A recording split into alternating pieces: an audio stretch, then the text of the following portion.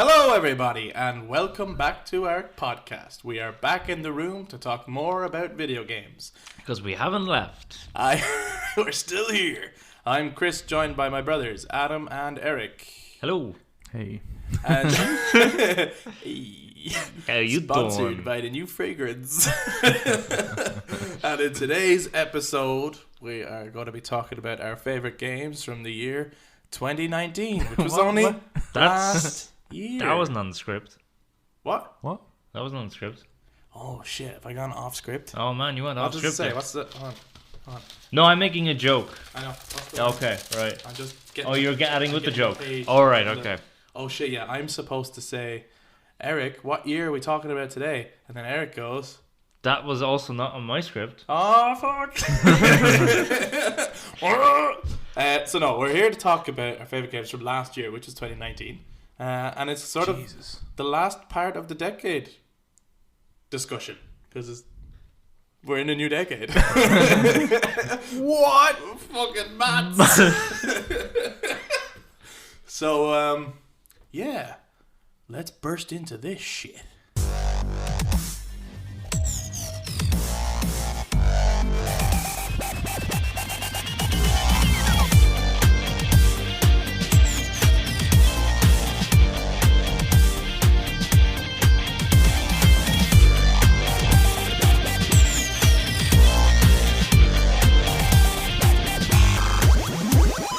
Okay.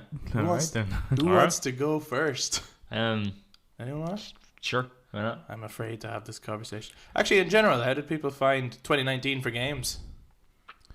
Odd. Yeah. Why? Well, there was a lot of games, There was. but none of them were really that grabbing. Like, as in, I'm sure they were all really, really good, Mm-hmm. but there's just something about them that there wasn't that much excitement this year Yes, around yeah. games. I think one of the reasons why it wasn't so exciting is because we also saw like what 2020 was bringing. We were like, well, I have no money to buy everything in 2019, so I best just wait till 2020. And also just coming off of 2016, 17, and 18, Yeah. it felt Pretty heavy hitters. Yeah. Yeah. I think I had a strange experience last year in that I felt really uninspired Yeah.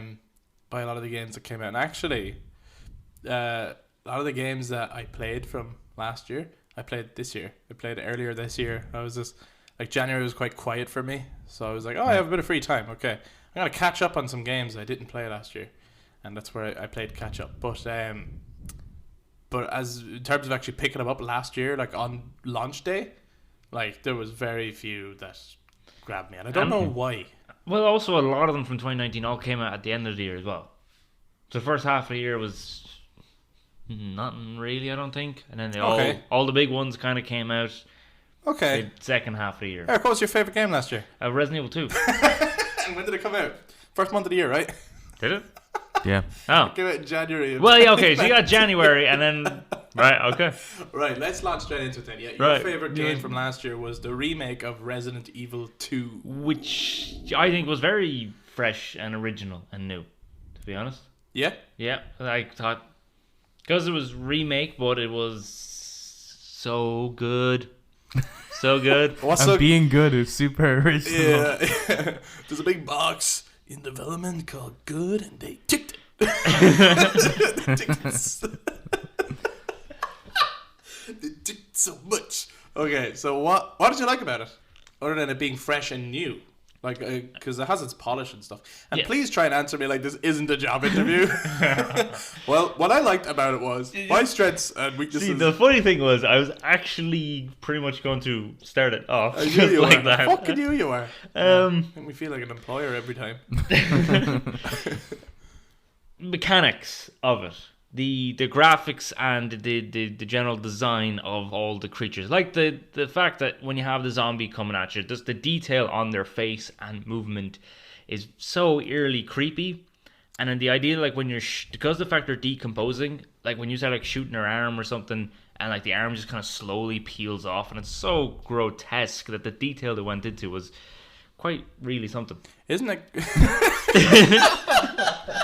I gotta say that's something. Well, isn't it great to say that Resident Evil 2 was fucking scary? Yeah. Like, it was God. scary. I don't care. I don't care who you are. spent That game is scary. like an hour in a safe room because Mr. X was walking around. I was just trying to learn his footsteps and I couldn't. Yeah. He's a dick. And then you realize he doesn't have a pattern. You're thinking, No. maybe he has like a sequence, and if I just learn that, I could like skim around him. But he just walks around. I do think there's something in the AI that keeps him within a certain radius of you, because I could not fucking lose him. No, he does. Was always he does near me in the building. he does sometimes. You are wrong there. He does sometimes. He's wrong, Your Honor. Objection. This episode is going to be the culmination of all the other episodes that came before. Here's the swing.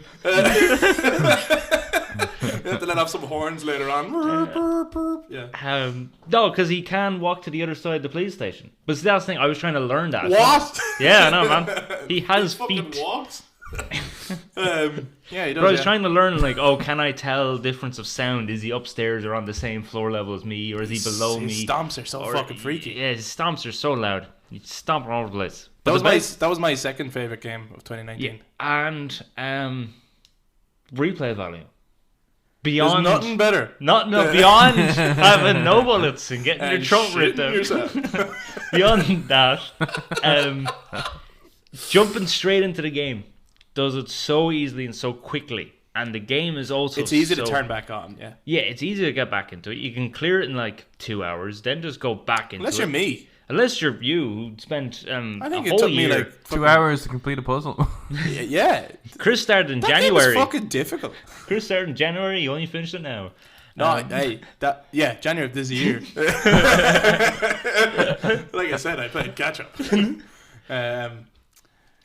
What did you think of the way the story is laid out? Like I suppose it's fine on the idea of balancing with replay value is by splitting. Drop the weapon. Just a pen in his hand and he's smacking the microphone with it. All right. So animated with your Man, hand. you chill the fuck out. He's like, I can't turn my head, so I'm going to use every fucking facet of my body to express myself.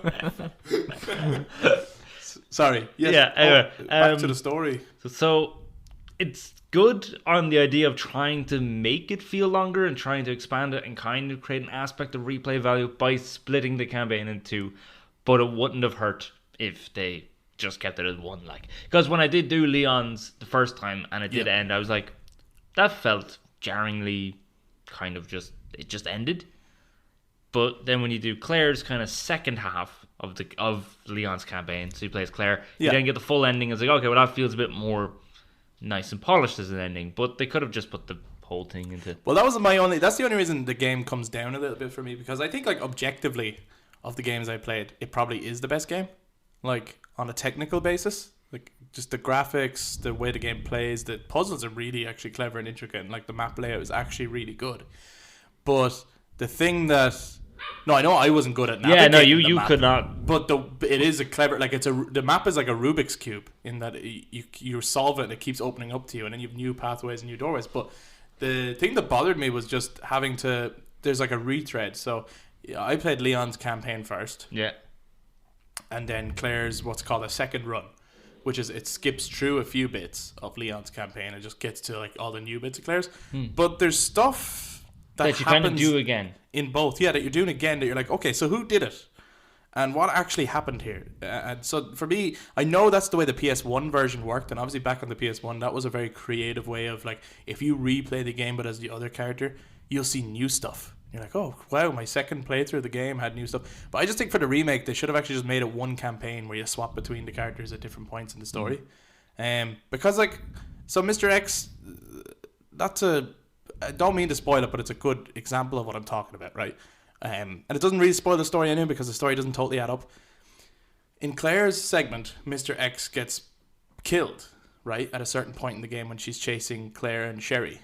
right. But in Leon's campaign, he's alive a lot longer than that, because Leon is the one who has to kill him at the end of his campaign. Right. He lives beyond that. Yeah.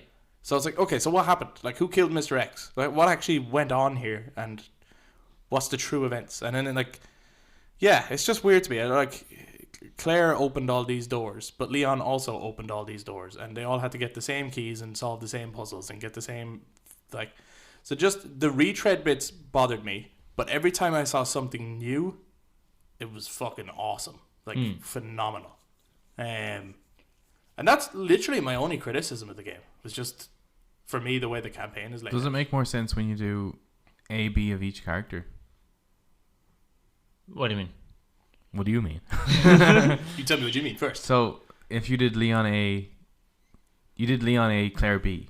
Yeah, that's what we both did. And then if you went back and did Leon B, Claire A, does it make more sense then? Like, does it give you a fuller picture? No. Have you tried that? Yeah.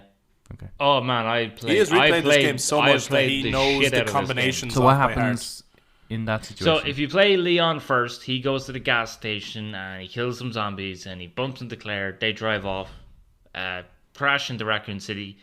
The whole city, it's gone now. He crashed into it. He then goes to the police station and he plays out the game normally. Claire B is it kind of skims through that section with cutscenes, and then she's just outside the police station straight away, and you just get to play it. And some of the areas are kind of already open to you, and some of the items you have are in different areas. Yeah, I get that one. But what happens if you do Claire A? Then if you do Claire A, it's she goes to the gas station first, kills zombies, bumps into Leon, they drive, she runs to, and more or less it plays out the same way as if you played as Leon A. Okay, so the A playthrough is exactly the same, it's just the character is different. The character is different, and like... No, because there is stuff that's different, because later on in Claire's dialogue story... sections are different depending on who you're talking to, and then there's also different... like, there's different story beats, because there are different story beats. Claire meets Sherry. Leon does not. And so when I did Leon's campaign the first time, and again, I'm actually not bashing the game, it's just this is my one thing where it knocked down a little bit for me. Yeah, it's confusing. Was at the end of the game, Leon gets on this tram. Yeah. And he sees Claire and Sherry, just like in the original. And I'm dying. It really chokes me up. And he sees Sherry, and he just he is in his campaign. You never see her or hear mention of her once, so he has no idea who the fuck she is. All right. So it's just like, oh, there's a girl, and it just ends. And she only has significance if you play Claire's then, right? Yeah. And so if you had done Claire's first, and when you do Claire's story, Ada is not in it at all. Do you think maybe they should add an update, kind of like the way the Beyond Two Souls did, where it kind of gives you the option of doing kind of the original layout, which is kind of not chronologically correct, or this more tailored experience, which puts the events in order? I think that would. I would love that. The game. I would love that. Be interesting, but they would kind of have to redesign a lot of it. Oh yeah, they would. Yeah. I see. Okay. Because of the way it plays, they'd have to redesign it. Because Claire's then been really, really short. Because let's say you play as... That's why you actually play... You decide to play as Claire first. So she goes there. She solves a lot of the puzzles first. Goes down underground. Escapes from the police station. And then Leon... And then maybe at that point, that's when you get to play as Leon. Okay. But most of the stuff is done, so you can kind of just zip through it. Zip through the whole police station. So it's kind of like what is left for him to do there. Like, you'd almost have to nearly remake the game if you want to include both segments in the one long campaign. Because of the way they made it. See, I suppose the you can't say it's not a faithful remake, because it absolutely is, and that's the reason they did the two split campaigns that way. Like, they faithfully recreated the original game with just new mechanics and a new polish, right? And some stuff, from what I've heard, has been, because I'm not overly familiar with the original game. I did play a bit of it, but I'm not overly familiar with it in any way. So, they did expand some of the characters. Like Marvin, I think, has a lot more to say in Marvin's this a one bigger and all character. that kind of stuff. But I just feel like the cover of the game has Leon and Claire on it, and it just feels weird that they have like zero interaction with each other. Like, they talk to each other at the start of the game, and then they see each other at the end. Yeah. And that's it. And I just think, I don't mean I want the two of them together for the game, but just that, like, they're getting split up and then they run into each other again, and maybe like there's mention of what's going on for either side. Or I think if the campaign had been one single campaign where you swap between the two characters at different points, I think it would have been an even more polished experience. It's like something that, we didn't do that with the original, but now that we're doing a remake, we have the opportunity to maybe do it and like give it a full polish. But like that over shoulder gameplay stuff, I suppose coming out of Resi 7, I would have had a little bit of a fear that, because Resi 7 had a really good horror tone, I had a little bit of a fear. It's like, well, now it's going to go back to the whole action game formula. And while there is plenty of action in this game, it does not let down in fear at all. No. This game is really scary and really stressful.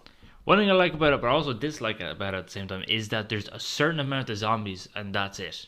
So you can't I love it because it makes it more realistic rather than the idea of where the hell all these new zombies come from or anything like that games tend to do. But like you can clear out the whole police station of zombies and enemies and then just run around freely if you want. Nice. But only eventually. Like you can't do that straight away. No, you can't do that straight ammo, away. You need enough equipment. When Mr. X is around, you'd be too scared to. Yeah, Mr. X follows you and he stomps and he sees you. And the music is great to him as well. I don't know if I'll ever be able to play Tree, which is coming soon. Because. But what about the multiplayer, man? Multiplayer. Yeah, I mean that might be fun, but that's only a mode. But like, yeah, like the thought of like Mr. X was scary, right? But the thought of Nemesis. Like the original game was named after Nemesis. He was like, I know in the original Resi 2, Mr. X did follow Leon, but not as much as Nemesis followed Jill. Like that was the whole plot of that game. Yeah. So this is like a whole game of that, but with the new graphics and stuff. Yep. Like holy fuck! And I've seen some of the gameplay that they showed off, and Nemesis looks like relentless. Like he doesn't let up at all. No. And if you run away from him, he has like a tentacle move where he can drag you back to him. Class. So just wants a hug, though. And someone's after saying that someone said that safe rooms are not safe from Nemesis. Oh. So like it was the only. I don't know if that's true, but there's supposed to be like story points where he can't, like where like you activate a story point and he's no longer around. But if he is following you and you go into a safe room and he knows you're in there, like he can come in.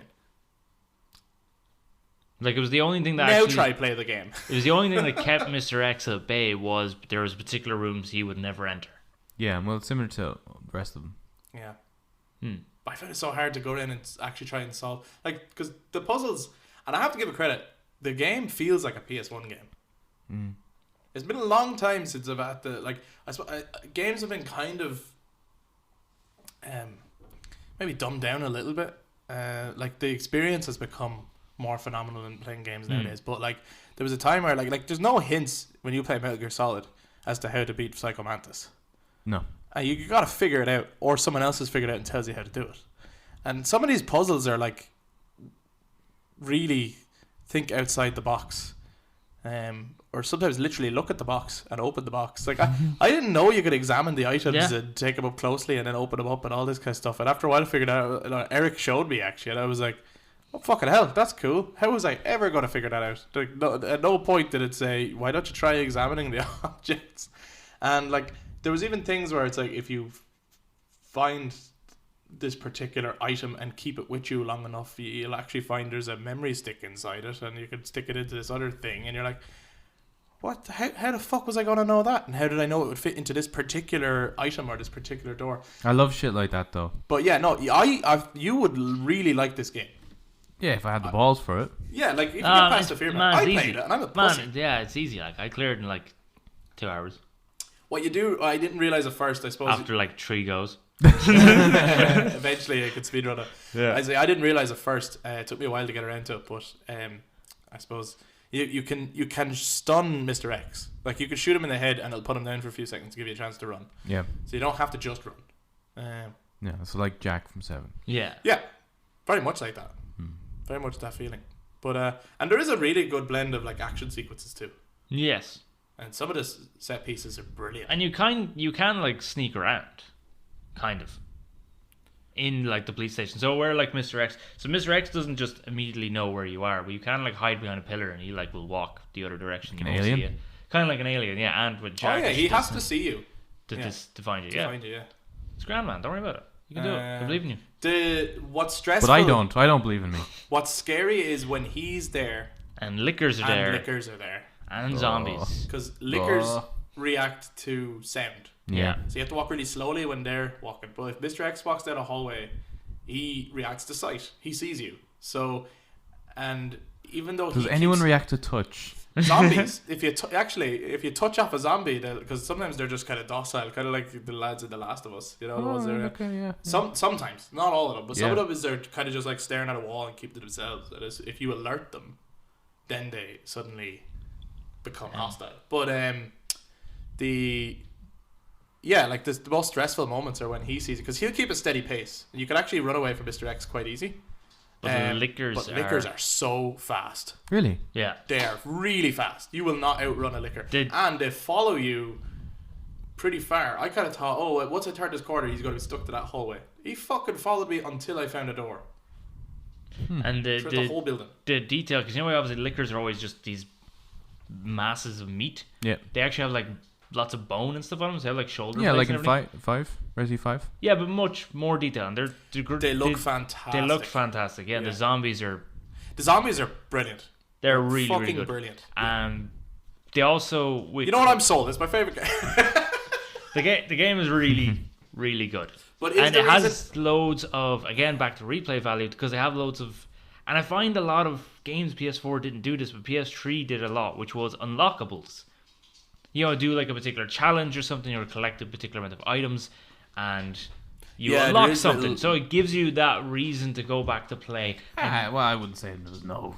Like, there's a lot of games on PS4 that allowed for that. Yeah, but not as easy. But there's a lot of kind unlockables of fast. You know what I mean? Resi 2 is well, you just want nice, quick replay satisfaction. Value. Yeah, you know what I mean? Yeah. Wait, what? What? But is the reason it's your favorite game is mainly the replay value? Is it because it is? You can just jump in and. Yes. Yeah, because there's I actually that's one of my biggest issues with a lot of the.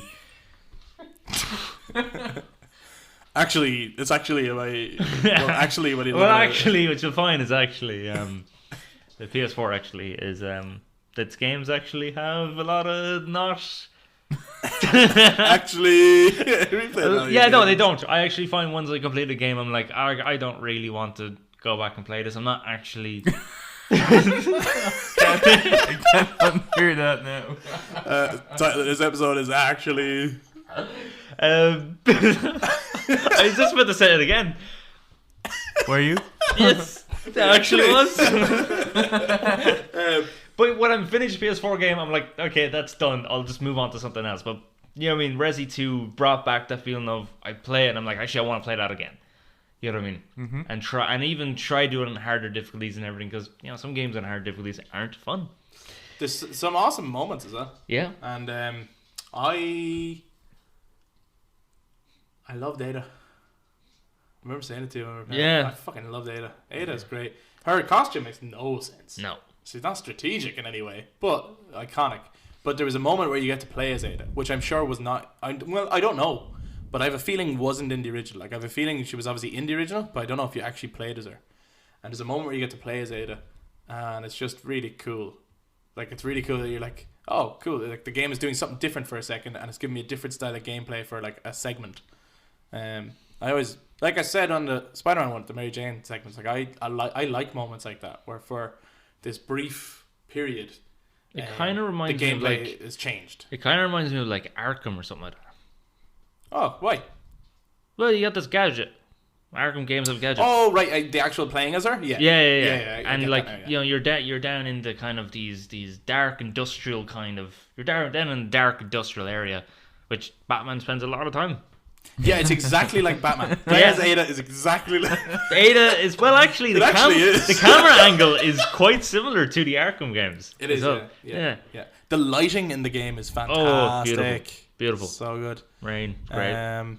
But I suppose plot wise, there's nothing new. Like you're trapped in Raccoon played City. The original G-Virus going around, or even if you played the other games because they reference it a lot. Like you're probably very familiar with the Resident Evil plot. So. But just it was brilliant. I'm like a goddamn stutter in this episode. Just repeat myself. And what's wrong with that, Eric? Nothing really. I'm just saying. is because the series was dying. Fucking hell. I can't talk. It's okay. Take your time. Do you want to take a drink? No, I'm good, man. Cheers. But because the series was dying, it was great to bring it back. Yeah. To being With it's scary, it's with horror, the T-virus. with the T-virus, with the G-virus, but No, but by bringing it back to life with the T-virus. It was a joke.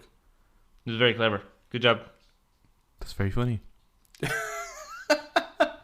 Thank you. Yeah, it was just great that they brought it back to be scary again. Yeah, I've downloaded the demo. I never played to it. try it. Yeah, I haven't. I mean, I'd try it. It is good. It is. Yeah. And it is creepy. And yeah, it took me a long time to really get through it. But the Metroidvania style gameplay, you'll love. All the like Getting the keys to get to the keys and all this unlocking. I understand things what that and means figuring now, out the map, so and I can say that as well. Yeah. Metroidvania. Oh, before we move on from Resi 2, I have to bring this up. From my own experience of it. What do you make of the voice acting, Eric? Oh well, Ada was good. Ada was actually good. In it. Ada's really good. Brian Irons and Marvin are good in it. Most of them are good. Most of them are good. Leon is just the one where it's a bit like, oh, what the hell? And it's like literally someone could have just been ripped to shreds, or an explosion could have happened. Oh my god, that was really weird. And that's it. Leon genuinely, whoever did the I can't remember his name, but he genuinely sounds like he was like, I really want to faithfully recreate the PS1 voice acting. Like, I really want it to just be Good like, on him. Yeah, like he just, Claire, it's good to see you. Yeah, like really, like no emotion. And even later on, like he's like, monsters are chasing him and shit, and then he's just like, what the hell? Who the hell? Claire's voice acting is better. Yes, I would say of the two, but her facial animation. And I found this with 7 as well. Sometimes the facial animation was a little bit annoying, like a little bit fucking crazy all over the place. Yeah. And so that's still in this engine. I don't know what it is with some of the games of this generation. They're really obsessed with showing like their dentures. Yeah, teeth. Yeah, teeth, just a lot of teeth action. And nobody talks like that. Yeah, No. so people's cheeks are going crazy. Yeah, they're like teeth first. Yeah. Especially in like Until Dawn. Yeah, that's another one. That's quite really like weird. That. Yeah, it is. After Very a while, teethy. you're just like, whoa. The only one who looks natural in that is Rami Malek. He doesn't. As show in, he his looks teeth like himself. nearly as much. No, but he doesn't show his teeth nearly as much. Like he just speaks the way. Doesn't he? Well, Not as much as the rest of them. that's actually how That's he just talks. how he looks. That's how he talks. Yeah, he has those teeth. Like. There's a reason they chose him for Freddie Mercury. Yeah, no, it's just funny. Like the other voice actors were actually really good in that game, and I kept noticing it. Like Leon, I was like, what the fuck? It was, but it was nearly like it must have been on purpose. There's like even a little moment when you come across a dad with his girl, and the dad's daughter's like infected, and it's such a great little moment. Really good. Yeah, so just play the game, man. I do recommend the game to anyone who does love a good old survival horror. Yeah, because it really brings you back to the roots of a survival horror. It does, especially if you're in a dark room with just your torch on, and that's as much light as you have, and you can hear the zombies, but you don't know where they are. Yeah, there's a creepy atmosphere through it. It's really good. And then as soon as Mr. X comes in, just turn it off, put it back in your case, stick it in the drawer, and open. Good luck. Yeah, I mean, it took me a whole year to try out Resi 7. I still, to this day, I would say Resi 7 is scarier. Think so? Yeah, I would. What do you think, Eric? Out of curiosity. Nah. You think Resi 2 is scarier? Yeah, Resi. Do you think Resident Evil 2 is the scariest Resident Evil you've played? I don't know now. Like, as in, if I was to play them all at the age I am now, or just on experience? Because Resident Evil 4 would obviously be the scariest one I've ever experienced, because I was a child watching all of these deranged peasants trying to hack me with it. Actually, that's terrifying. A guy with a chainsaw comes at you, and he's got a bag on his head. He has a potato bag on his head with a chainsaw coming at you. That is definitely more terrifying. I mean, yeah, you paint a good picture there. I was like 7 or 8 seeing that. How does Resident Evil 2 against Dead Space, which is scarier? I would think. Okay, this is a difficult one because Resident Evil 2 is more realistic in its graphics now. So the zombies look really real, like, you know what I mean? So that stuff, visually, I would say Resident Evil 2 is a bit creepier. And also there's a feeling of, because it's on Earth, it's in our world, so it's like, I could be there. I could be in a place like that. So that's all very creepy. But I think Dead Space is scarier. Okay, so I could play it then. In my opinion. Because I just think there's a real... Even though you're pretty much on your own for most of Resi 2, there's an even greater feeling of isolation in Dead Space, I feel. Mm-hmm. Because of the thing of being in space. And the really dark corridors and just the overall... You're the only one alive? Yeah, and the overall atmosphere in Dead Space, I think, is scarier. But that's just me. What do you think, Rick? Yeah, probably Dead Space would be scarier. Okay. Yeah. Like if you go back and watch Dead Space, like look. I'm just trying to gauge where's Resident Evil 2 on a scare factor. All right, yeah. Yeah, no. You played PT, you'd be fucking fine, man. Yeah. Yeah, but you can't die in PT. I don't think dying is scary. Dying is just stressful. Well, dying is annoying. I tell you, I know. But like when it comes to horror games, the reason I don't like failing while I play it is because I have to go through that thing again. So you have to experience it over and over and over. Yeah. Whereas something like PT, where you cannot die, you experience it once and that's it. Yeah, you're on to the next. It stays with you forever. You don't need to experience that again. Yeah, it's stays for life. Yeah, that was kind of like Resident 2 is a no-brainer one. Like, it was well received. Hey, and the zombies have no brains. That's a zombie joke. Little zombie joke for you folks. We'll be right back after this commercial. So I don't fucking know what's wrong with me right now. Let's move on to Adam. Hello. Who did not play Resident 2, so couldn't join in on I didn't play our much conversation that at all. No, you didn't. I didn't either. Especially like I don't think I played a single game that came out in the first half of the year. Okay. Why is that? I don't know. I could have just been really, really busy, or everything was just scary. I don't know. Every game was scary. Well, what would you list then as your number one game from 2019 that you've played? The only game I've played, Chris. What is it, Alan? Death Stranding. Yeah. Highly anticipated game. Hugely. I mean, no, it's not the only game I've played, but it's just the... It's the only one you got really lost in, isn't it? Yeah. Because I wasn't that interested in it, like, at all. I didn't even buy it. It was bought for me.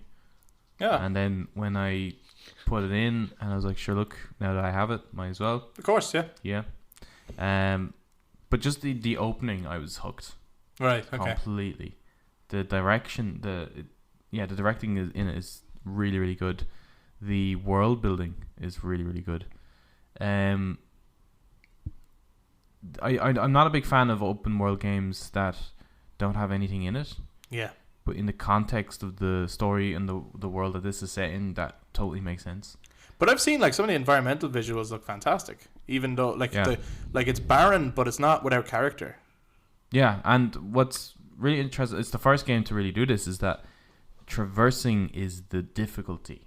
You know, I mean, there's enemies in it, and actually, I don't like those moments. There's kind of like Metal Gear style moments in it where you do have weapons and it's third person shooter kind of stuff. Yeah, and they're like my least favorite part of the game. I just think, I've done this before.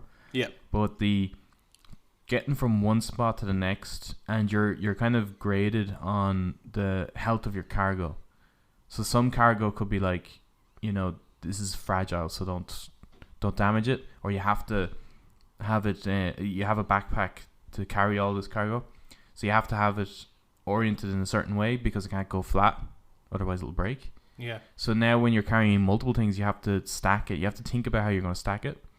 Then you have to look at the journey ahead. And do you need a ladder? How many ladders do you need? Do you need ropes? Is there going to be a cliff face to climb down? Will you need a bridge then? Will you need to build one to get over a river? Or maybe you'll have to think about it. So you have to be really strategic about what equipment you're going to bring with you, because you can't take it all, because you'll fall. Basically, you'll fall over. It sounds super fucking exciting. Oh, Jesus. Well, what's really odd about put the controller down. How many ladders am I going to need? Whoa. Yeah. No, but it's funny. Like it doesn't. Our cousin, we met him Christmas morning, and he described Death Stranding to me. He said, "It's like playing as a UPS man, except they're not paying you. You paid them for it." Yeah, well, you are basically like you're a delivery man. That's you not. are. By the way, that wasn't an impression of his voice. I don't know why I did it that way, but like when you describe it to someone, I fair play to Kojima pitching this to whoever because it doesn't sound exciting. Even looking at it, like just watch gameplay of it. It looks shit. It really does. Like I thought it was, but when you actually have the controller in your hand, and that's like this. Death Stranding is the perfect example of why people don't get games. Like they just don't understand games. okay. Because there's certain games you can look at and you can kind of say, "Oh yeah, I get the appeal of that," right? Like Right, a yeah, first-person yeah. shooter or something like that, right? That looks kind of either Engaging. Yeah. Yeah. or violent or whatever, right? If you're going to hate on it, there's kind of you can already Pinpoint. you already get a sense of what that game is like. Mm-hmm. Death Stranding, you will not have a clue what that game's like until you actually have the control in your hand, because every step you take is going Every to breath you make. yeah, basically. Yeah, actually, because you do have to hold your breath in it as well. Oh yeah, you do. You physically or Yeah. Absolutely. So you're kind of scanning your area. Like at the beginning, you're kind of scanning everything, and there's rocks that'll show up kind of like red around you, so you can't walk on them because you'll trip over and you'll fucking break cargo. But as you play the game, you start to recognize which terrain you can actually walk on, and you can get better kind of hiking boots and equipment and stuff like that, so you can actually traverse quite easily. yeah. But then there's other challenges, and then the rain like melts your stuff, so you have to think about, okay, like, do I need a shelter? Sounds like bundles of joy. I think I'd be way more afraid to play that than to do. Well, that's I'd be what's terrified. That's what's really I'd have interesting to is fucking that do there is that again. actually kind of a horror element to Death Stranding. Well, yeah, and I because I think I thought it was gonna be a horror game when they were first showing visuals. Never thought that. I definitely did. The first trailer I saw, I thought it was going to be a horror game, and a couple more of the trailers, I was like, "Wow, he's working on this like horror action game." I would understand if you say like psychological horror, And or then something like that.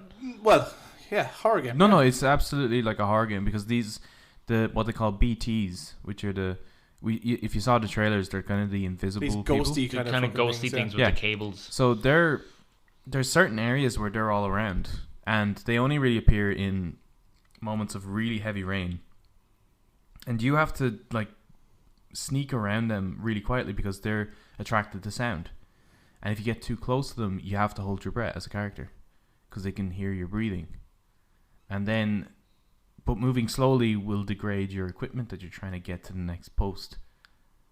So you really have to think about how you're going to get around these. Now later on you can get equipment to take them out, but in the beginning you don't have any of that, so you have to like really be careful getting around these BTs.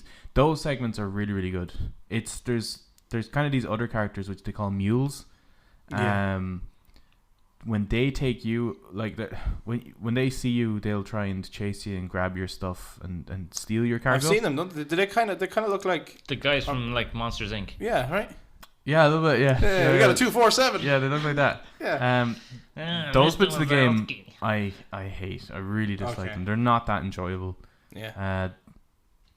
There's other encounters that are much more enjoyable than those. Because I kind of figure out, it's kind of like an MGS5. You know, when you get quiet, there's if The you character quiet. Character quiet. Yeah. When you're trying to infiltrate somewhere, you kind of have you just send her out and she can freaking take out everyone. Then all you have to do is just walk in, right? So there's certain things like you can do with the mules where you can just take them all out and that's it, and then you can just run through. So it's more just tedious than Right. there's no enjoyment and there's no challenge. So I really dislike that part of the game. But anything to do with BTs is like you're always on edge with those bits. Kojima's so fucking creative, isn't he?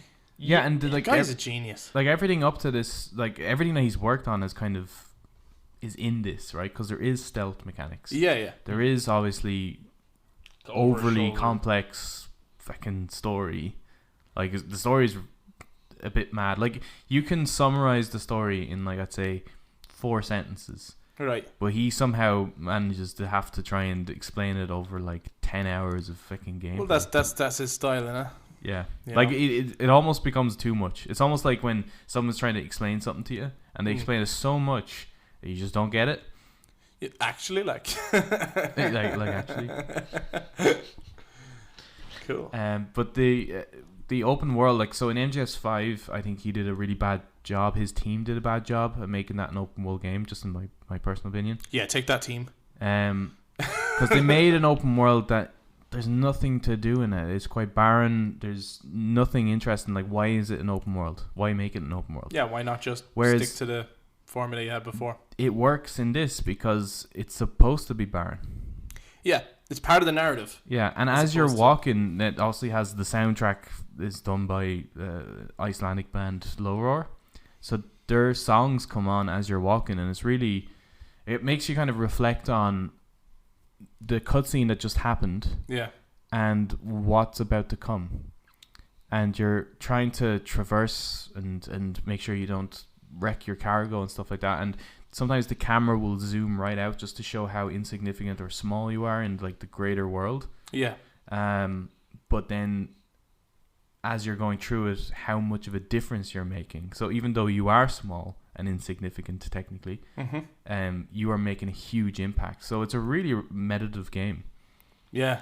One thing I loved about when they did first show off gameplay, because the gameplay does, when you do look at it, looks boring as fuck. Yeah. And it looks not really that much different in movement and controls to Metal Gear Solid 5, which when traversing Metal Gear Solid 5 is quite a boring thing to do. But I loved the grass and the rocks and the water, and it was beautiful. Yeah, I was like, I just actually, I want to play a game where yet again I can just get lost in the world and just want to walk around the world and not be bothered by anything, but I know I can't. The photo mode is definitely something that you'd be turning on quite a lot in that game. Yeah. The only thing is that the whole, there's kind of 3 areas in the game. Right. With the middle section being huge, like massive area. But all 3 kind of look the same. There's no real difference in the look of it. Apart from like there's one area that's kind of almost deserty and another area that's kind of snowy, but the rocks are always this kind of black volcanic look to them, and then there's a lot of grassy areas as well. So it has that look throughout, even though you're supposed to be going across the US. It has that look throughout. But the engine that they're using is the same one for Horizon Zero Dawn. Like, so it has kind of similar looks to that. Yeah. I haven't played the game, but I must give a small bit of credit for my favorite song of last year came out of that game. Oh, Ludens? Yeah. Bring Me the Horizon did song Ludens. So, yeah, it's a very good song. And it goes back to so just quick little story. The members of that band, in particular, the singer, like Metal Gear Solid is their favorite game, and so they had a song on one of their albums, Sempiternal, called Shadow Moses, purely as a callback to that game, and it starts with a sample from the song The Best Is Yet to Come. Yeah. And they actually play that at their concerts, and I've been to one of their concerts where The Best Is Yet to Come plays before they go into a big song, and like to have a crowd sing along to that is fucking amazing.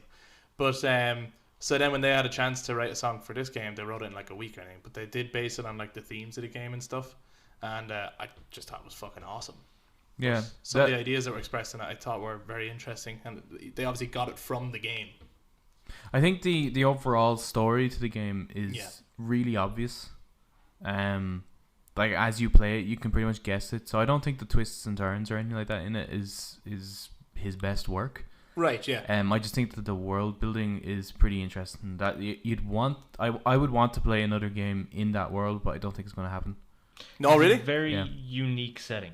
Now I've seen like ideas done where there is an invisible threat that has wiped out everybody, but just the world he has is so unique. When you play it, you'll be surprised how further in depth it goes.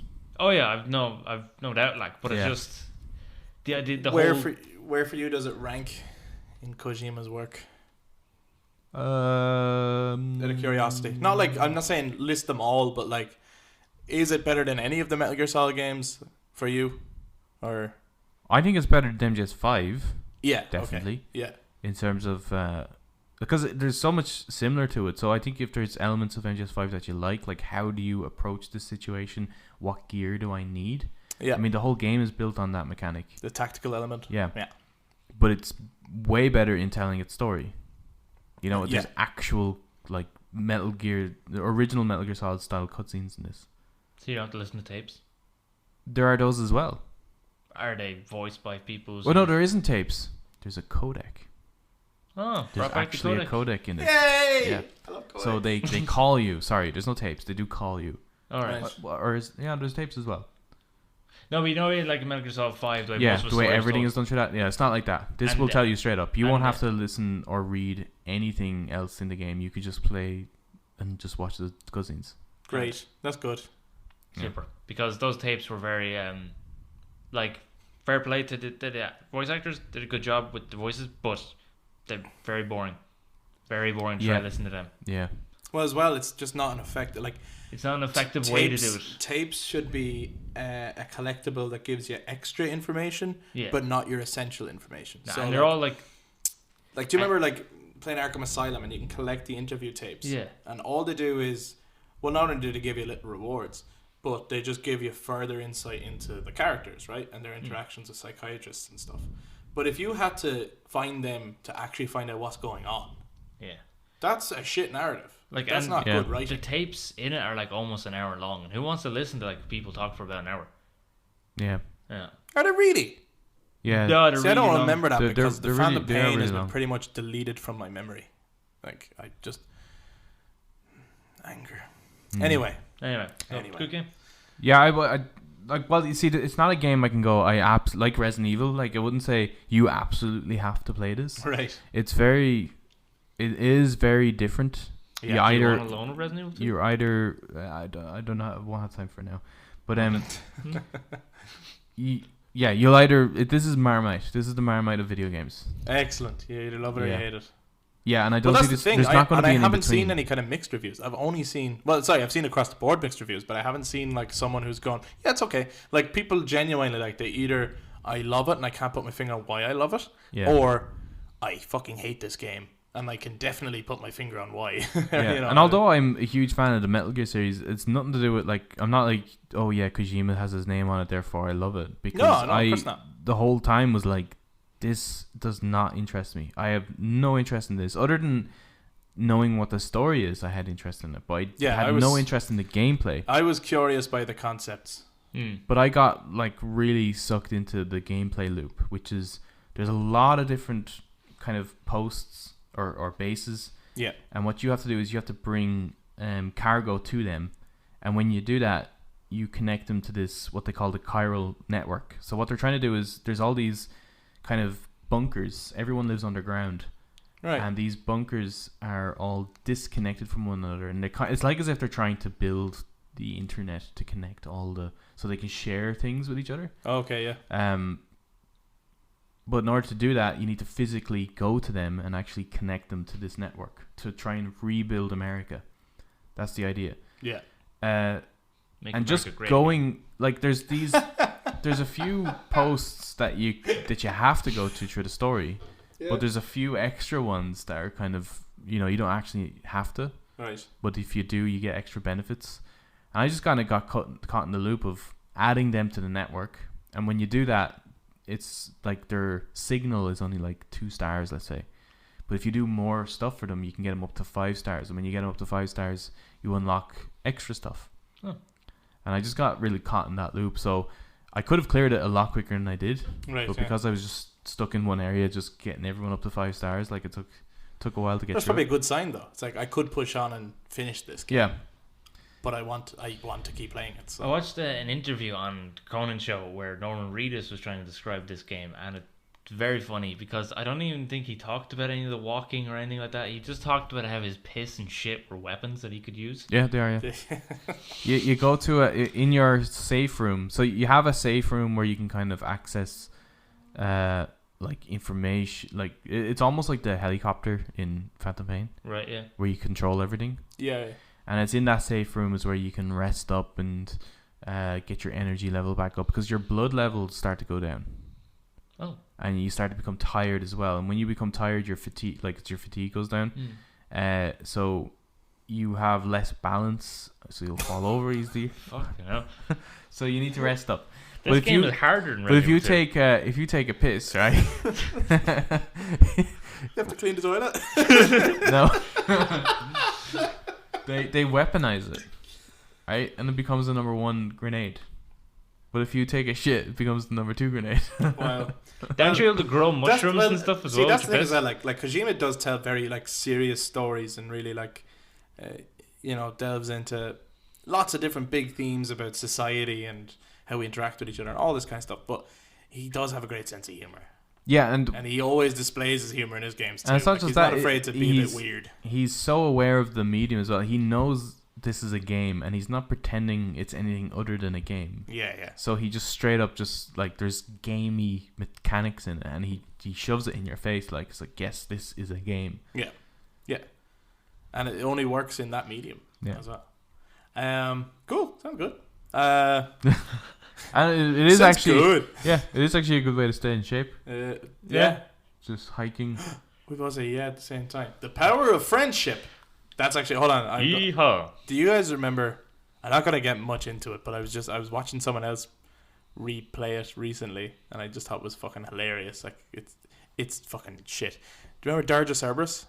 Oh yeah, I cleared it. Fucking Vincent Valentine game. Yeah. And at the end of the game, he's about to like fight the final boss, and it does this weird anime thing. There's like the problem with all those compilation games is they don't fucking feel like the original Final Fantasy VII at all. Like it's not even the same fucking world.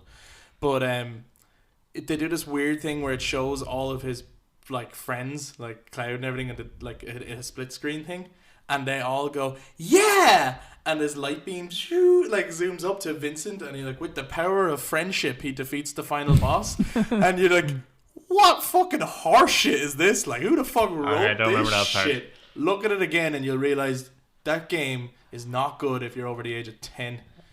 It's fucking atrocious portrayal of those characters. Anyway, my favorite game from 2019 is and actually call back to the first episode. In the first episode that we did of this podcast, we were talking about games we're looking forward to playing, and at the time I said I was about to start Star Wars Jedi Fallen Order. Right. I was looking forward to a new Star Wars game that was story based and that had platforming elements which I'd seen in it. And I'm glad to say it was my favorite game that came out in 2019.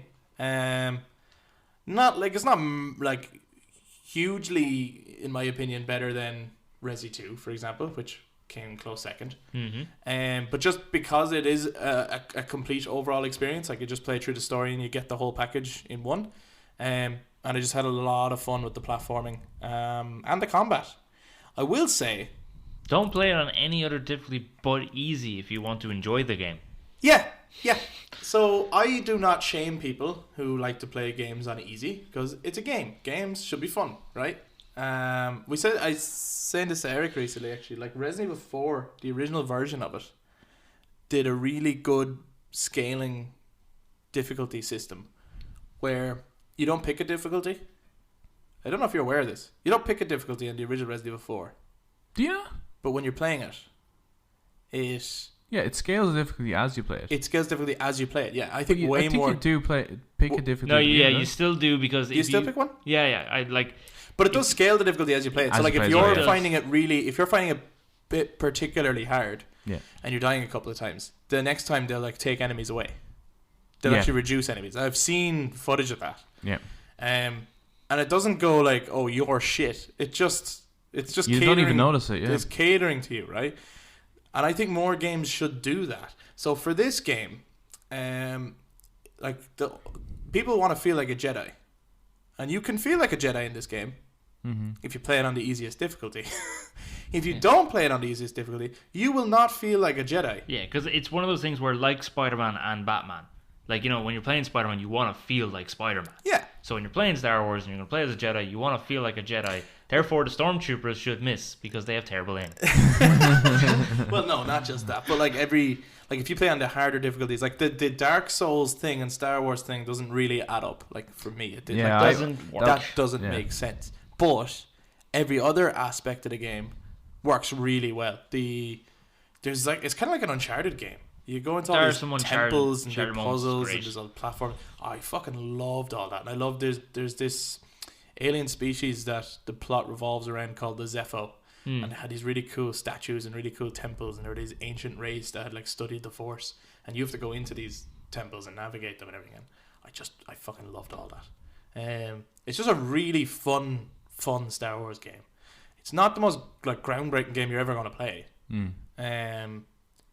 But it's a lot more fun, I would say, than the Battlefront games. Well, it depends on what you're into. Like, if you're into multiplayer, that's obviously your thing. But if you're into like a story, single player experience, this delivers, I think. And it's got some really interesting characters and story points too. Like BD1 is fucking awesome. He's your little droid. Yeah. And he accompanies you on all your missions, and he like opens up chests for you and things, and he has a personality much like any droid in the Star Wars. So sometimes the droids are some of the better characters in the, like, I know in the sequel trilogy, personally I think BB-8 is like one of the best new characters to come out of that. Yeah. And BD-1 is very much like that. Like, he's actually, I think he's probably my favorite character in the game.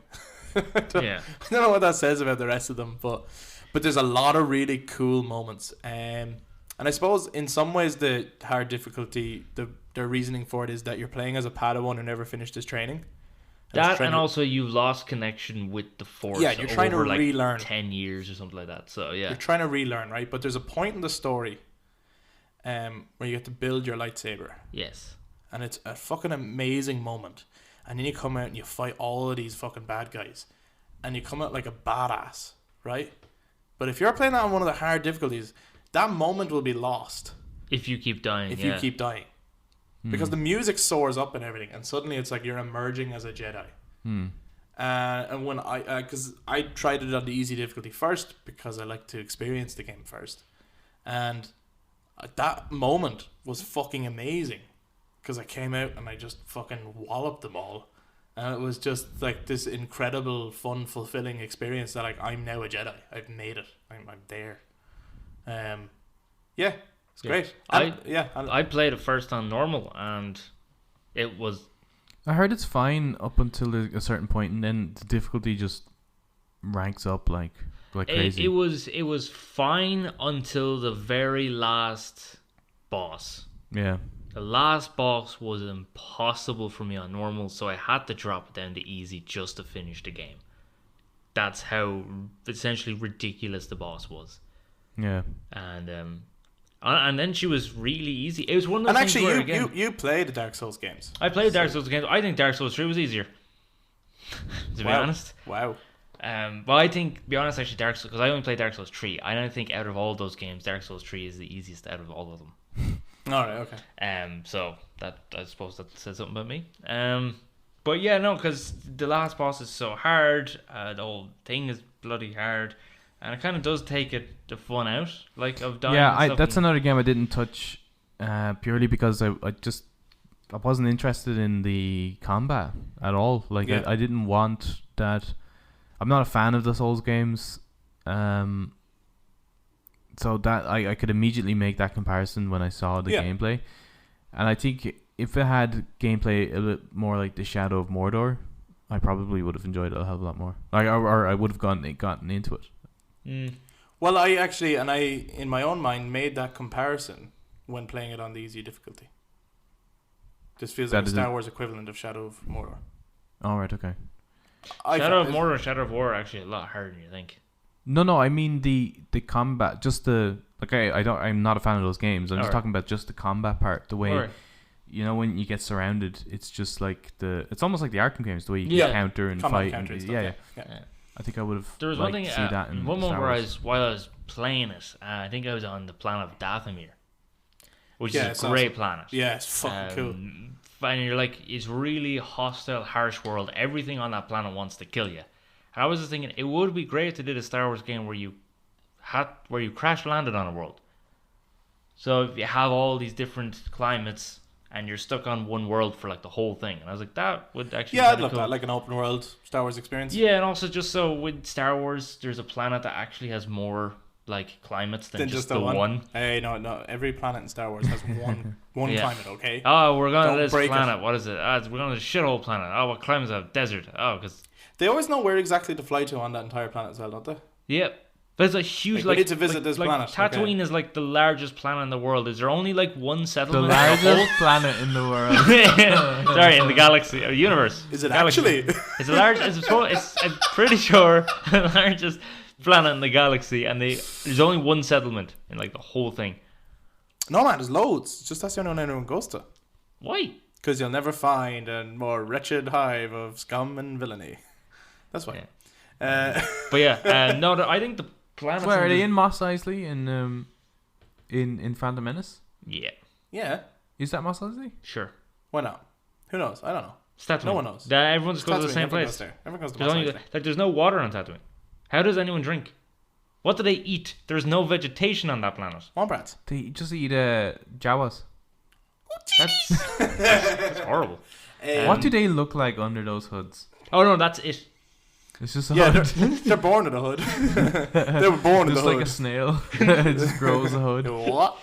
Yellow eyes. No, I think all the designs of the creatures and world is really cool. Yeah, there was a lot more variety in enemy types that I wasn't expecting. And they're really cool. And even like some of the boss fights are great. There's a character on Dathomir. He's like one of the coolest. He's so cool. He's really cool. Kind of more interesting than the Inquisitors. He is nearly more interesting in the main villain, but he's another villain that you have to fight, and he's fucking awesome. He creates like a cult who like worship him. Yeah, he was a Jedi who's gone into hiding after the Purge. So the whole thing is set. That's another thing I like is that the game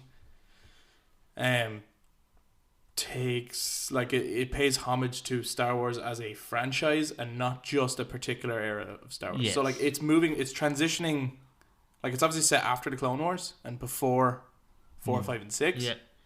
And you play as a scrapper, and at the start, like it's really fucking cool. They're scrapping the old clone ships, and so you could see them to build the new Imperial Star Destroyer. And so you can see like they're like the remnants of the old becoming the new and all that. Like that's neat. It is. It's like timeline wise, it works really well. What's the because I was just thinking about if they do a sequel. Yeah. What's the subtitle? Yeah, the title is shit. Star Wars Jedi Risen Order. Yeah, I don't. Why is it called Star Wars Jedi Fallen Order? I don't know. Why isn't it just called Star Wars Fallen Order? I don't know. It doesn't need the Jedi bit isn't needed because the cover has a guy with a lightsaber on it, and very quickly you'll realize it's about a Jedi. And it's Star Wars, and they very rarely do a story. Yeah, they do not need Jedi in the title, so that wouldn't bother me because there's a lot of other games that have Jedi in their title, and I don't know whether at first I thought this was a follow up to like Jedi Outcast or something. Yeah. It's not at all. No. So it's its own thing. So yeah, it should be just called Star Wars. Jedi Isn't it Jedi Power Battles? Is that what it's called? The one on PS1? That is a game. Yeah. It should be just called Star Wars Fallen Order. Yeah. Because it is about you can see them going Jedi Fallen Order too. Yeah. You can. Yeah. And that's a stupid title. Horizon Zero Dawn 2. But ultimately I just really enjoyed the game, and it was refreshing to play such a fun Star Wars game. Like I had a lot of fun playing it. Making a lightsaber was a very satisfying thing. And customizing it. Yeah. So throughout it you can change both the color of your lightsaber. Like you don't have to stick with it for the whole thing. You can change the color of your lightsaber and also how the handle looks. You can change the materials and the colors on it. Yeah. I feel sorry for the. You can get a double lightsaber, which is a lot of fucking fun. And then you get when you get to build a lightsaber, you get to split it in two. Yeah, you get 2 lightsabers. It's great. I feel sorry for the studio though. Why? Because Respawn, who made it missed the kind of the deadline, so to speak, of being included in the VGAs or not VGAs, Game Awards. Oh really? Yeah. So it didn't get nominated for anything, obviously. That year. Yeah. Because it's technically going into next year's, which would be this year. And it probably it would have had a better chance last year. It would have probably won Game of the Year. I don't know if it would have. Over Sekiro? What do you think, Eric? I don't know. Well, I still actually have to complete Sekiro. But considering well, Eric's favorite was Resi 2, so he'd probably say that. Yeah, well, no, what Adam was saying, which one would I prefer, Star Wars or Sekiro? Right, yeah, okay. Because Sekiro won Game of the Year. So. Oh, no, I know that. I was aware of that, yeah. I'd probably still say Star Wars, but because the modern video game audience love to just be just destroyed. They just love to actually have their thumbs being destroyed due to like mashing buttons all the time. They probably still would have went with Sekiro because that game is so unbalanced. Ridiculously unbalanced. But then if you're playing on the harder difficulties on Jedi Fallen Order, you're getting a similar experience, aren't you? Probably, yeah. Yeah, my point is just that Sekiro's already Star Wars starts off on would have had a really good shot at winning Game of the Year. It definitely would have been a contender in there somewhere. No way it's going to beat any of the new 2020 games. Probably not. And a criticism I have of the game, apart from I think the main protagonist is a bit wooden. He's grand, but I think the maps are very hard to kind of navigate. They can be sometimes. Yeah. But I was going to the game is actually quite glitchy. I found it there are a few times. There's a couple of times it's still rendering. It's probably improved now though. Yeah, probably. And now is probably the best time for me to jump into most of these games because it'd be fixed. Yeah, probably. At no point did it make me go, "Oh, fuck this," Yeah, okay. One thing, it's just I did notice at times where I was like, "Oh, the Wookiee." No, that's definitely something that was said across the board. A lot of reviewers were saying the same. That quite glitchy. One, it was unbalanced in its difficulty, and two was it was a very broken game, and as well as the ponchos. Ponchos are kind of pointless. Yeah, they are pointless. And they change color and they don't really do anything. I ended up not wearing one. Some of them are a different material or shape, but don't really do anything.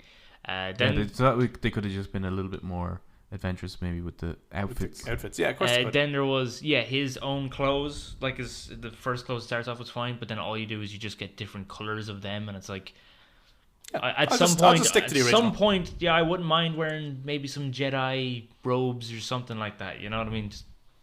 I liked his outfit. Spice it up. I like his outfit, but have his outfit. And it's just why bother have the... Yeah, why bother have separate outfits if they're not it's no anyway different. But yeah, overall it's like Uncharted but in Star Wars. If you like the sound of that, it's pretty fucking good, and I would recommend playing on the easy difficulty because you will have a more fun adventure style game as opposed to a struggle like this. I don't think this game should be, even though the character has a story struggle.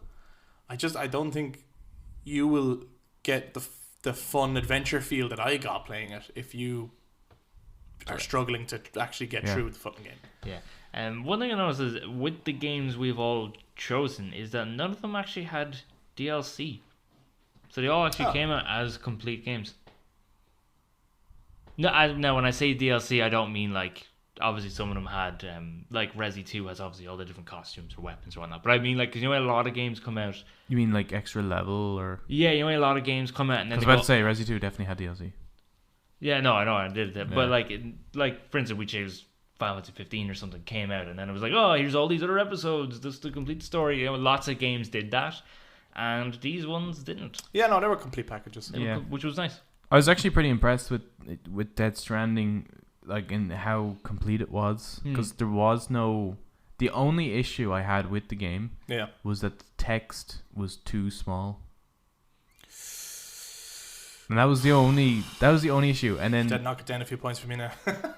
I can't read too well. They updated the game a few weeks later to increase the text size. That's it though. That's all that was wrong really with the game. To be able to get fired from your company that you were working for pretty much your whole career. Yeah. Then go off and start a new company. Try find a game engine that's going to work, one that you, even though you had built one or helped build one, built purposely for the next few games he had in mind. He had to now go find one that was going to be suitable. Yeah. And in the space of then complete and create Death Stranding, and it did become a complete package. There was nothing wrong with it. To do that in the space of 3 years. Yeah, it's incredible. Like, Kojima is just although genius. A lot of the other game companies were actually very generous when it came to helping him start up his own company. Sony were, yeah. The industry, I think Sony have need him. Sony have a plan. They definitely have their eyes on him. Yeah, and thank God they do. Yeah. Like, yeah, but was it true. Sony that gave him the Decima engine, or was it actually Guerrilla that gave him Decima engine? Well, it would have been both, wouldn't it? It's still Sony owned. Oh yeah. Yeah. Well, hey. But then again, with Star Wars Jedi Fallen Order being made by Respawn. Yeah. In the same year, they released Apex Legends, which was an absolute that just took off. What else did come out that year? 2019. Out of curiosity, yeah. Well, there was bring up the Resident list. Evil 2. One second. Made Apex Legends, or mentioned Apex Legends. Yeah. Control, Sekiro, which we mentioned, The Outer Worlds, Devil May Cry 5, Luigi's Mansion, if you're into Switch games. Yeah. Pokemon Sword and Shield, the reboot of Modern Warfare, Gears 5, Kingdom Hearts 3, Jesus Christ, Division 2, Borderlands 3, Metro Exodus, Mortal Kombat 11, Outer Wilds, not to be confused with The Outer Worlds, Legend of Zelda Link's Awakening, Super Mario Maker 2, Days Gone, Rage 2, A Plague Tale Innocence, Shenmue 3, Code Vein, Anthem, Wolfenstein 1, Youngblood. I'm leaving some of these out, by the way. I felt like nothing came out that year. And Tetris 99, loads. Crackdown 3, and then probably one of the finer games of that year, a true gem, the Untitled Goose Game. Oh, if only it was longer, it would be Game of the Year. No, yeah, it's good crack. That game is actually good crack. Yeah, it is. There's not much of a better explanation for it than that. But it's just, you know what, that year there is interesting to me because, like, in the other years, like even in 2018, where like God of War was a big obvious one, and if it wasn't that, I would expect Red Dead 2 from people, right? Yeah. That I wouldn't be surprised if like everyone has a different favorite game from that year. Like, there's no obvious. Yeah. I don't think there's an obvious. No, there isn't. Big contender. Like, someone could say, no, it was Devil May Cry 5 for me, and someone else could go, no, it was The Outer Worlds for me, and then someone else Luigi's Mansion. Yeah, of course. Control. Like, and they're all very different gameplay styles. So it was a mixed year for games, and there was a lot of them, but there was no big obvious one that everyone was kind of going crazy about. I think that's why I was kind of I was surprised about Sekiro winning Game of the Year. I was too, just because I didn't think it was as mainstream as maybe some of the other contenders. Yeah. I would have, even though I didn't play them, I probably would have given it to Resi 2 or Jedi if it had made the cut, or even maybe The Outer Worlds. They just seemed like games that would appeal to a wider audience. Yeah. I was surprised at Sekiro's that. Yeah. I was. But that just goes to show how. But I haven't played it. I don't think there's a single game that year, like you just said, that you wouldn't even be able to get past the start, Chris. Wow, thank you. Sekiro. Nice. That's the installing. Yeah. You'd have to push start. You wouldn't be able to push start. Because there is no start. There's no start. There's no start in this game. That's no cool. Start on that controller. There isn't. So, that sums up our favorite games for 2019. We had Death Stranding, Resident Evil 2, and Star Wars Jedi Fallen Order. All very different games, but all definitely worth a go. And again, kind of like I was just saying a second ago on like that list, they're probably not like this is not a case where they're going to be everyone's cup of tea. Like all three of those games are very different, and if you don't like horror games, you won't like Resi 2. If you don't like platformers, you won't like Star Wars Jedi Fallen Order. There's a lot of platforming in it, and if you don't like being a pizza boy, you will not like Death Stranding. That is actually a mission in it. Oh, I have no doubt. No, it is. You won't like if you have to overly manage your character or anything like that. Like, probably won't like Death Stranding. Is that a fair assessment? No, I wouldn't say so. I think there's a lot more to that than that you would say that you're not into. Yeah. Yeah. No. Like there's there's a lot of other reasons not to like Star Wars too. I would say if you're not into just generally walking around in a bleak game where there's nothing to in it, then you won't like this. Fucking sold. It's kind of like those walking simulator games like Firewatch. You mightn't be into Firewatch. Yeah. Right. Yeah. Yeah. More like that. It's like that, but way bigger budget. Yeah. Okay. So those were our favorite games of 2019. Just before we finish this episode, because we've come into 2020, right? And next episode we're going to talk about game of the decade. Jesus. Whoa. But I just like not to go. Are we just gonna have probably the same game though? It probably will be, but not to go too much into it. Just very quickly, out of curiosity, looking forward to 2020. Like we're still in the early part of 2020. A lot of the games haven't come out yet. Some of them are coming very soon. Yeah. What are your three most not in any particular order? What are your three most anticipated games of this year? Starting with you, Eric. Okay, starting with me. And this could change. And look, these and it might not be good, and something else could actually be better. But just as it stands, what are your three most anticipated games of this year? All of them. All three. And then all of them. It's a really good year. And then all of them. Yeah, the ones that come out in spring and then summer and then autumn. Yeah, they're all good. I could use a couple of names there. Okay, sorry. Final Fantasy 7. Yeah. Ghost of Tsushima, because actually I've been really wanting a game to play as a samurai. Yeah. And so far all we got was Sekiro, Neo 2, which are just... I think there's probably loads more. But no, there are loads more, but within the modern gameplay stuff. But they're just very, very, very, very hard. Very hard. They're nightmare games. And last one would probably be The Last of Us Part 2. Okay. Adam. Yes. Doom Eternal, Final Fantasy VII Remake, and The Last of Us Part 2. Interesting. I'm on the same page as Eric in this one. Ghost of Tsushima, Last of Us Part 2, and Final Fantasy VII Remake. So we're all in agreement. We are really looking forward to Cyberpunk. Hey, look, I think it'll be good, but no, it's not one of my most anticipated. But yeah, on like the Final Fantasy one is an obvious one. The Last of Us is an obvious one for me personally. Like people have heard me talk before. Like The Last of Us was my favorite game from a year before.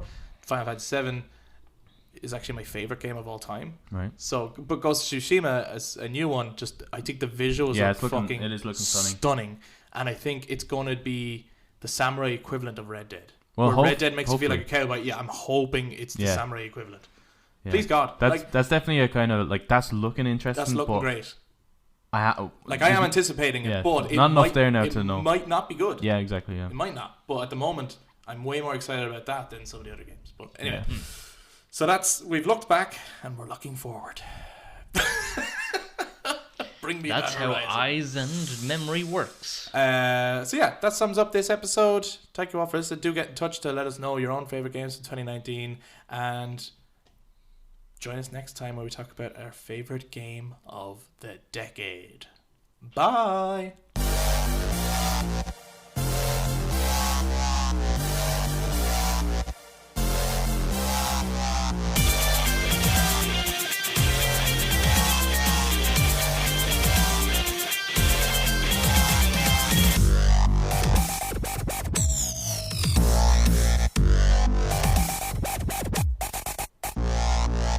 Oh, bye. That'll do.